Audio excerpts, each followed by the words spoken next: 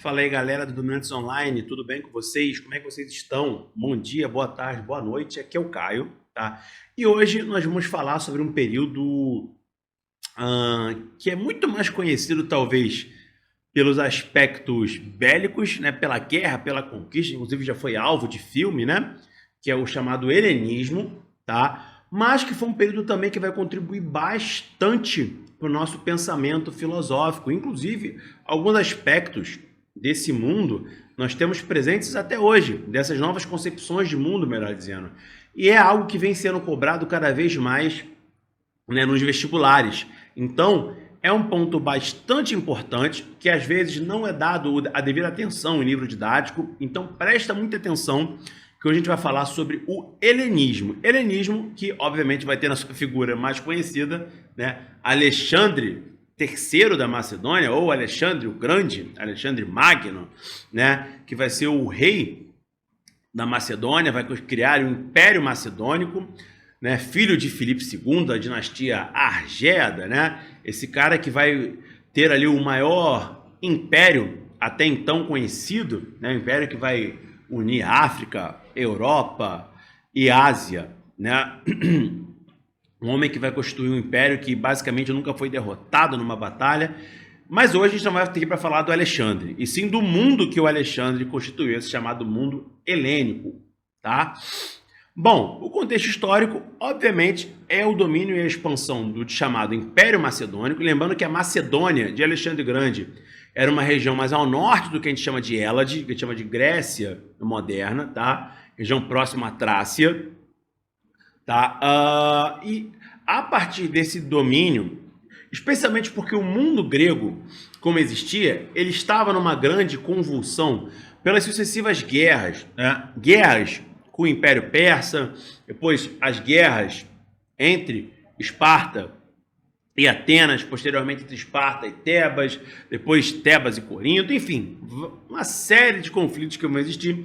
E esse mundo vai cada vez mais entrar em colapso, vai começar a entrar em crise, pelos motivos, né, econômicos, motivos sociais, motivos políticos.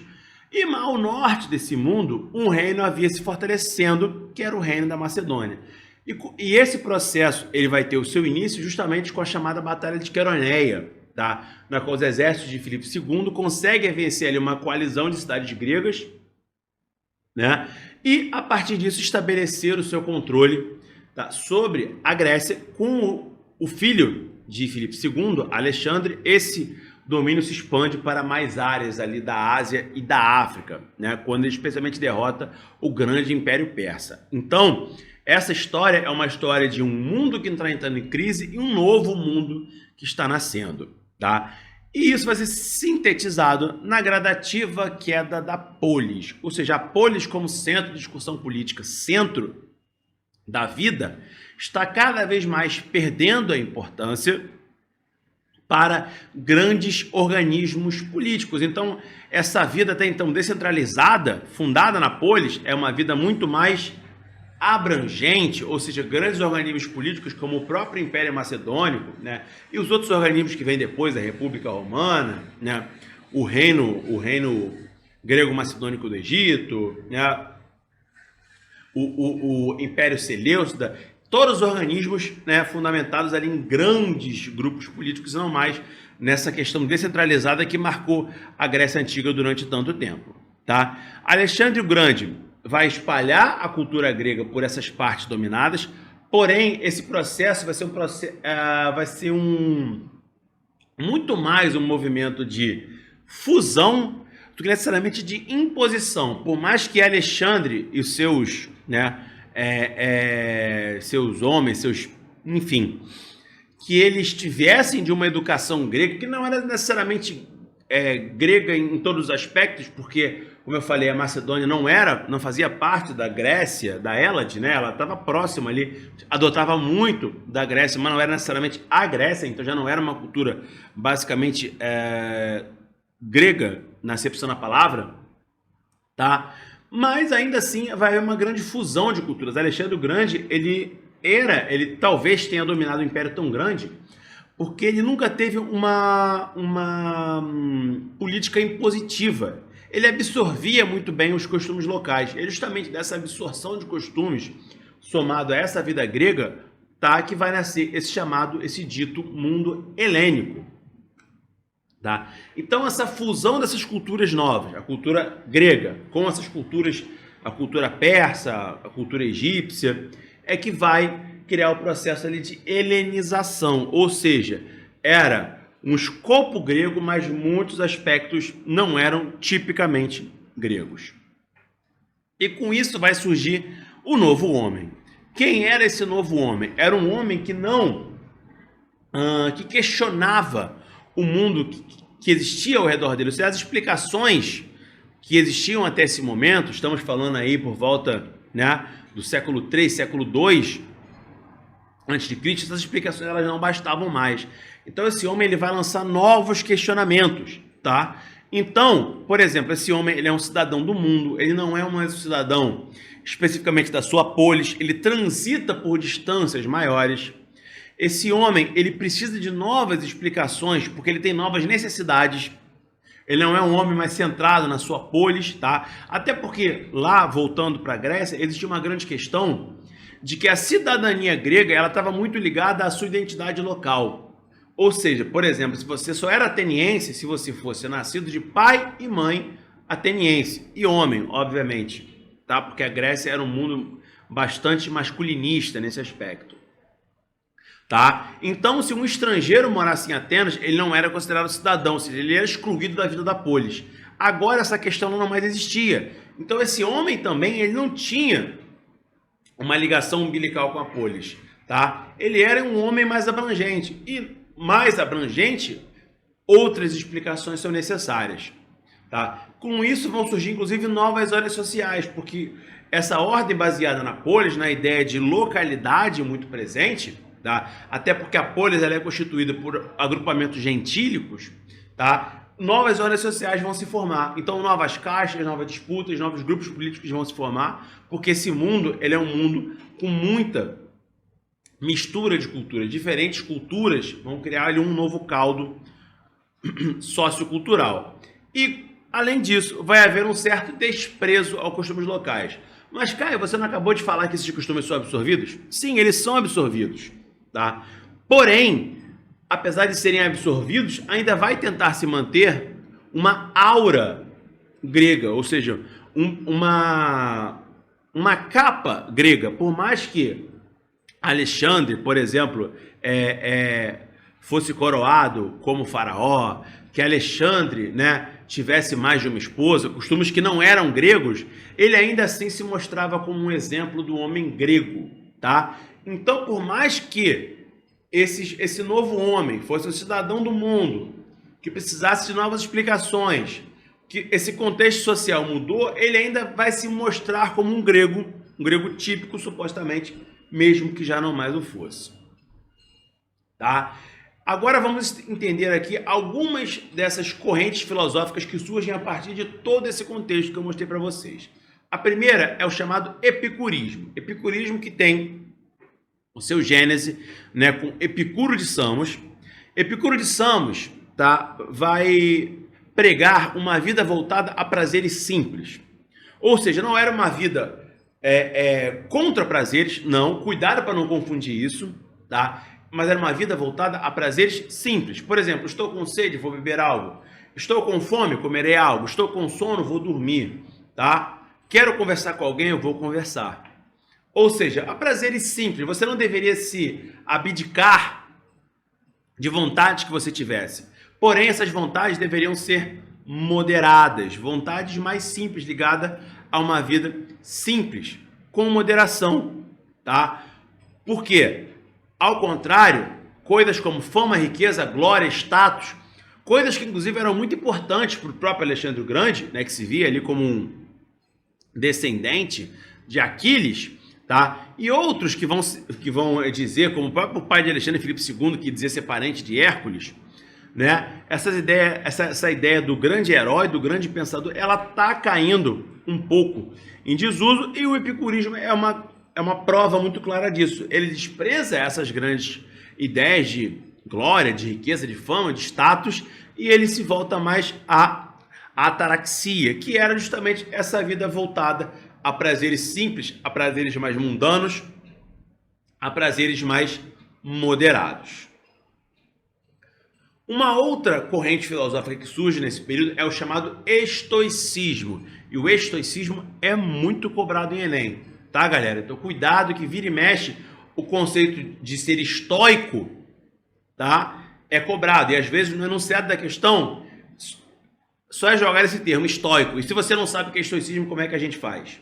Né? Então aqui a gente vai entender o que é ser estoico e o que é essa corrente de pensamento, o estoicismo. Ela nasce, né, ali com Zenão de Cício, e ela é uma corrente que fala que o homem deve desprezar prazeres simples. Então aqui, primeiro ponto para a gente prestar muita atenção.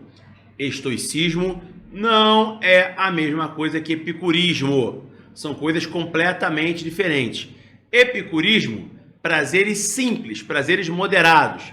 Bota de lado fama, riqueza, status, não, glórias, prazeres simples. Estoicismo não, bota de lado qualquer prazer, desde os simples até os prazeres mais complexos, tá? É uma abdicação total dos prazeres. Inclusive, a própria Igreja Católica, ela vai adotar a questão do estoicismo quando nascer o movimento, né, dos monges, tá? O movimento, né, de abdicação, né, da vida mundana. Esse movimento, né, que vai nascer especialmente com Bento da Núrcia, né, é um movimento que bebe muito da fonte estoica, ou seja, o movimento das ideias dos monges, das ideias ali de enclausuramento, voto de fome, voto de pobreza, tá? Isso bebe muito da fonte estoica, beleza? Então, preste atenção nesse detalhe também. Essa vida monástica, ela é muito estoicista. Então, como já dito, o homem deve desprezar prazeres simples, o homem deve voltar-se à sabedoria. Ou seja, esse homem ele tinha uma razão na vida. Essa razão não eram prazeres, era sabedoria. Ou seja, era entender e se mostrar como parte do cosmos. O homem era um elemento da ordem dos cosmos. Então, ele deveria entender, ter sabedoria para compreender o seu papel e o papel do cosmos na ordem das coisas. E que o homem, ele não vai pertencer a lugar nenhum. Lembra aquele conceito de esse homem sem ligação com a polis? Esse homem não pertence mais a lugar nenhum. Esse homem, ele é do cosmos, ele é da natureza. Uma outra corrente é a corrente cética, a corrente do ceticismo, tá? Que nasce com Pirro de Élida. Pirro de Élida é um dos maiores companheiros de Alexandre. Ele vai estar presente na Índia, vai estar presente na Báctria, vai estar presente na Lídia, no Egito, tá? Em Tiro. Pirro de Élida é um grande companheiro de Alexandre, então talvez ele seja um dos que mais vivenciou diferentes experiências ao longo ali dos seus 13 anos, né? De viagens ao lado do Alexandre.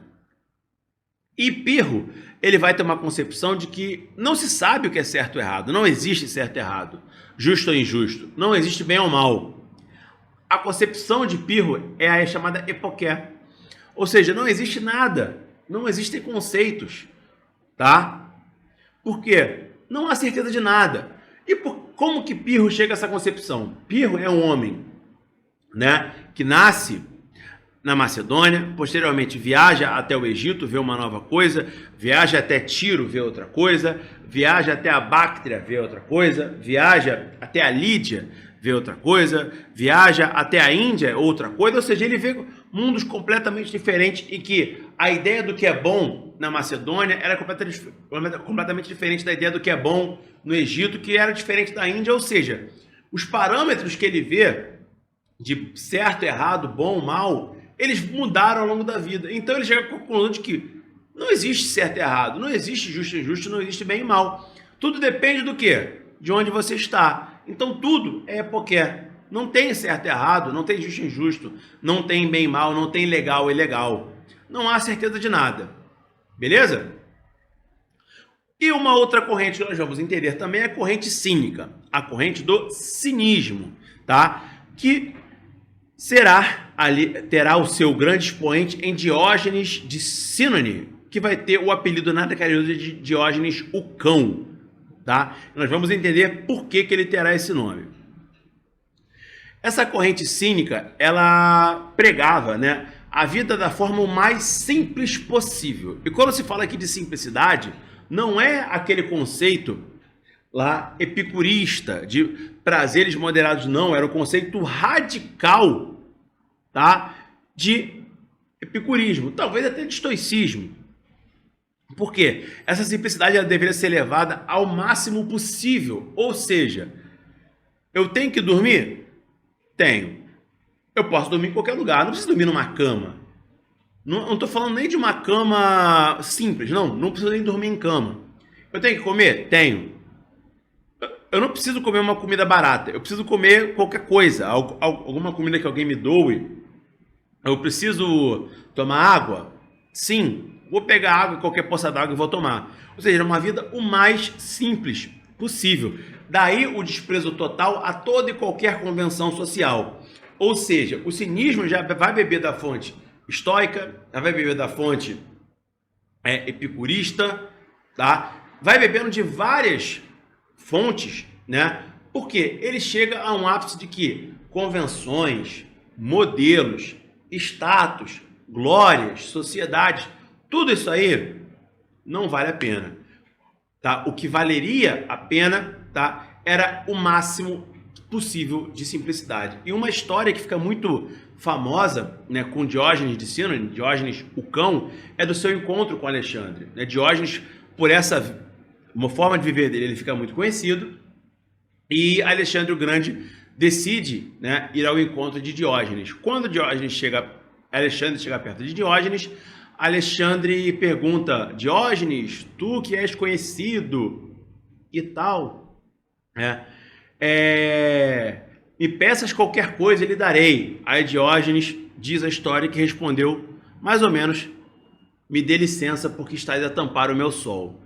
Ou seja, Diógenes estava do lado de Alexandre o Grande, Alexandre Magno, o homem mais poderoso do mundo até então, imperador de um império gigantesco, e ele só queria pegar sol, só queria que a luz do sol chegasse até ele, tá? Inclusive depois é dito que Alexandre, em suas memórias, disse que Alexandre, se não fosse Alexandre, gostaria de ser Diógenes. Ou seja, que por mais que Alexandre desde novo almejasse muitas glórias e muita fama, se visse ali como descendente de Aquiles, tá? Que ele tinha um certo peso por toda aquela vida de lutas que ele teve, tudo que ele se doou na vida dele. E que, se ele não fosse quem ele seria, ele gostaria de ser Diógenes, tá? Uma mostra talvez ali de algum ressentimento ou algum desprezo que ele tinha por todo o peso que era imposto sobre ele. Beleza, galera? Então é isso. Valeu, abraços, tamo junto.